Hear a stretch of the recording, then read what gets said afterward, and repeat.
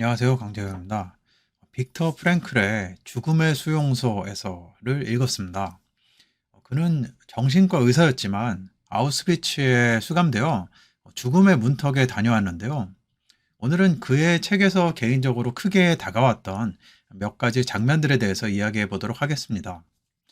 책에서 절망이 오히려 자살을 보류하게 한다라는 그의 고백을 들을 수가 있었습니다. 그는 이렇게 말합니다. 수용소에서 자살은 아무것도 아닌 일이었다. 왜냐하면 아무리 객관적으로 계산하고 모든 기회를 감안해 보아도 보통 수감자들이 살아서 나갈 가능성은 아주 희박했기 때문이다. 며칠이 지나면 가스실조차 더 이상 두렵지 않게 된다. 오히려 가스실이 있다는 사실이 사람들로 하여금 자살을 보류하게 했다. 우울증으로 극단적인 생각이 든다면 아프리카 오지에 내려놓으면 효과적이라는 말을 누군가로부터 들은 적이 있어요. 배고프고 척박한 환경과 맹수들이 언제 덤빌지 모르는 상황에 처하면 극단적인 생각을 보류할 수 있다는 처방입니다.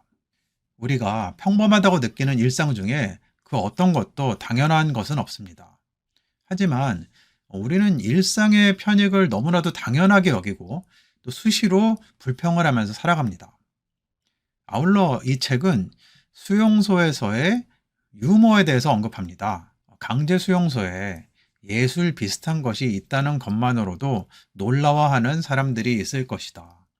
하지만 예술뿐만 아니라 유머도 있었다는 것을 알게 되면 더욱더 놀랄 것이다고 빅터 프랭클은 말합니다.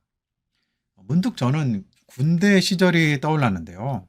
지금도 그런지는 모르겠지만 당시에 이등병들은 웃으면은 안 됐었습니다. 군기가 빠져 보인다는 명목으로 이빨을 보이면 안 된다는 문화가 있었습니다. 그런데 고참들은 이등병을 웃기려고 부단히 노력을 했습니다. 특히 점호 시간을 기다리면서 지루해진 고참들은 이등병 앞에서 재롱을 떠는 기이한 행동을 하기도 했습니다.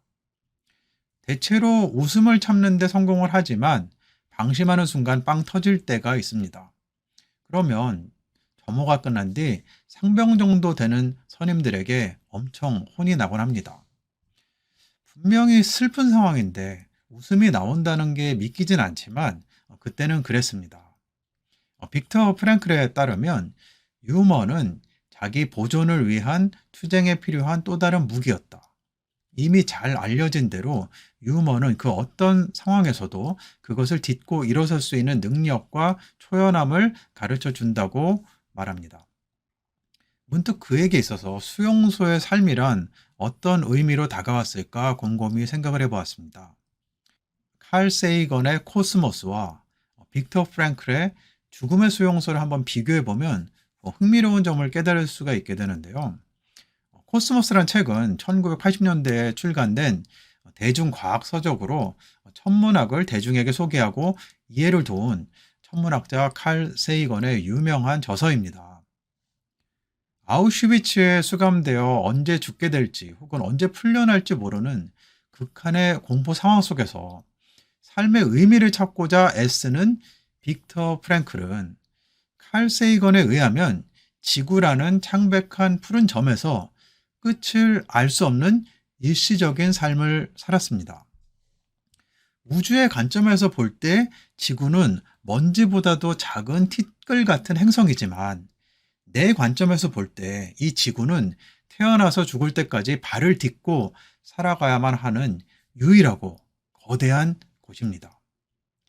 이는 마치 하루는 매우 길지만 1년은 매우 짧게 느껴지는 시간의 역설처럼 느껴지기도 합니다. 죽음의 수용소에서 빅터 프랭클은 드디어 해방의 체험을 한 심리 상태를 설명합니다. 그토록 바랐던 자유를 얻었지만 의외로 풀려난 사람은 담담했다고 합니다. 마치 기쁨을 느끼는 능력을 상실한 것 같았다고 설명합니다. 오히려 그들은 그동안 억압받았던 삶을 보상받고자 폭력적으로 변하거나 또 고향으로 돌아왔을 때 사람들의 상투적인 인사에 비통함과 환멸을 느끼기도 했다고 합니다. 문득 제대하던 시절의 저의 모습이 떠올랐는데요. 그토록 바라던 제대를 했건만 의외로 씁쓸한 기분이 들었습니다. 저는 집으로 돌아와 늘어지게 자고는 한동안 할 일 없이 빈둥대었던 기억이 납니다. 그러다가 선배 부름에 동네 일식집에 동문회를 나간 적이 있었는데요. 후배들 앞에서 무슨 말을 해야 될지 몰라서 혼자 골똘하게 생각했던 기억도 있습니다. 군대에 있을 때는 제가 개그를 하면 후임들이 배를 잡고 웃었는데 별로 호응이 없는 후배들을 보면서 머쓱해지기도 했던 것 같아요. 군대에 있을 때 그토록 바랬던 나의 행복한 삶은 어쩌면 현실에는 존재하지 않는 신기루 같은 게 아니었을까 생각해 봅니다. 빅터 프랭클에 의하면 삶에 어떤 의미가 있다고 깨닫는 것보다 최악의 상황에서 효과적으로 살아남을 수 있는 방법은 없다고 말합니다. 제가 제대를 하고 복학했던 1999년은 한국에 닥친 IMF 경제 위기에서 서서히 회복되는 시점이었습니다. 그러나 여전히 취업난은 심각했고 저는 하루 종일 도서관에서 살았던 것 같아요. 매일 무언가 불안해서 공부를 하긴 했는데요. 왜 공부를 해야 하는지는 의미를 찾지 못했던 것 같습니다. 그냥 주변 친구들이 공부를 하니까 나도 그들과 함께 공부하는 것이 심리적 안정감을 주는 것 같았어요. 군대에 있을 때 선임이 에반게리온이라는 만화를 소개해 준 적이 있었는데요. 저는 그 당시 만화를 보진 못했지만 막사에서 OST를 들을 수는 있었습니다. 그중에 Fly Me to the Moon이라는 노래를 참 좋아했어요. 사회에 나가서 드디어 비디오로 에반게리온 만화를 보게 되었습니다. 그 만화를 간통하는 주제가 인생은 힘든 것이다. 그러니 열심히 살아가자. 라는 점도 새롭게 알게 되었습니다. 삶이 힘든 것과 열심히 살아가야 하는 것은 전혀 별개의 의미지만 이상하게도 당시 저에게 그 메시지는 힘을 주었습니다. 나의 의지와 상관없이 이 세상에 태어나 죽을 때까지 용을 쓰며 살아가는 우리의 운명에 약간은 수동적으로 의미 부여를 한다는 점이 오히려 마음에 들었던 것 같아요. 빅터 프랭클 박사는 다음과 같은 유명한 말을 남깁니다. 자극과 반응 사이에는 공간이 있다. 그 공간에는 우리의 반응을 선택할 수 있는 힘이 있습니다. 우리의 반응에는 우리의 성장과 자유가 깃들어 있습니다. 누군가 나에게 듣기 싫은 말을 하거나 나에게 화를 내는 사람을 만나면 우리는 즉각적으로 반응을 하게 됩니다. 바로 화를 내거나 상대에게 상처를 주는 말을 하게 될 수도 있습니다.